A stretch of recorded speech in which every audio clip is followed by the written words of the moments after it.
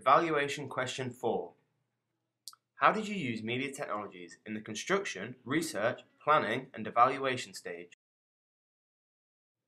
I have used a variety of media technologies, but firstly I set up my blog. After only being in the lesson for 10 minutes, I had already set up my first piece of media technology, my blog.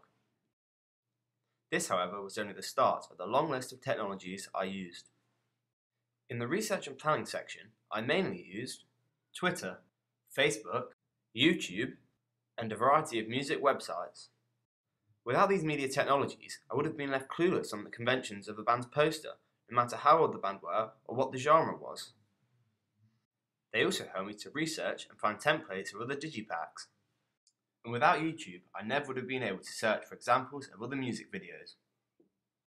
Twitter was incredibly useful because it's a website full of opinions, people broadcasting how they really feel about music and other matters in the media industry.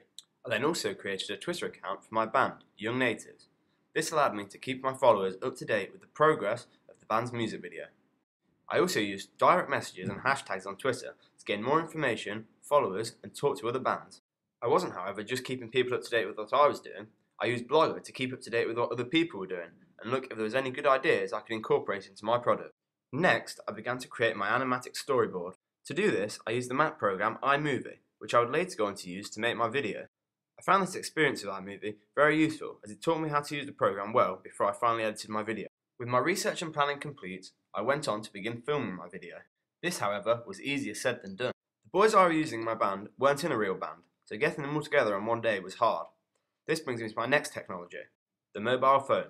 Although I used an iPhone, as all my friends had iPhones and I could use a group iMessage to text everyone in one go. When we got to the studio to film my video, we also used my phone to plug it into the speakers and the soundboard using an aux cable, which means I could play the track over the whole room for my band to sing along with. When the sound was sorted, we began filming using a video camera that I used from the school. Inside the video camera, there was an SD card. This would store my footage until I put it into the Mac. I could then use the Mac to edit my footage, and this took me back to iMovie. I also used iTunes to drag the song I was using into iMovie to layer over my video. To get my song in the first place, I used an MP3 converter by dragging the YouTube clip onto the MP3 converter and then saving it into iTunes. When using iMovie, the Ken Burns tool was the most useful as it allowed me to add an element of movement to my video. When my video was edited and completed, I saved it onto a memory stick. I then used the memory stick to transfer it onto another computer and then upload it to YouTube.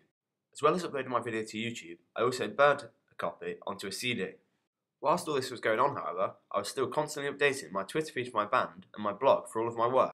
Finally, I began my evaluation, but the media technologies did not stop. I used Word to write my answers in essay format, and then used the website Scribd to upload my answers onto my blog. To then format my answers, I used Prezi, Photoshop, iMovie, Word, and Scribd. So I conclude using different media technologies is incredibly useful, and without a variety of different technologies, I really would have been lost. And I found it useful to use the technologies to their full potential.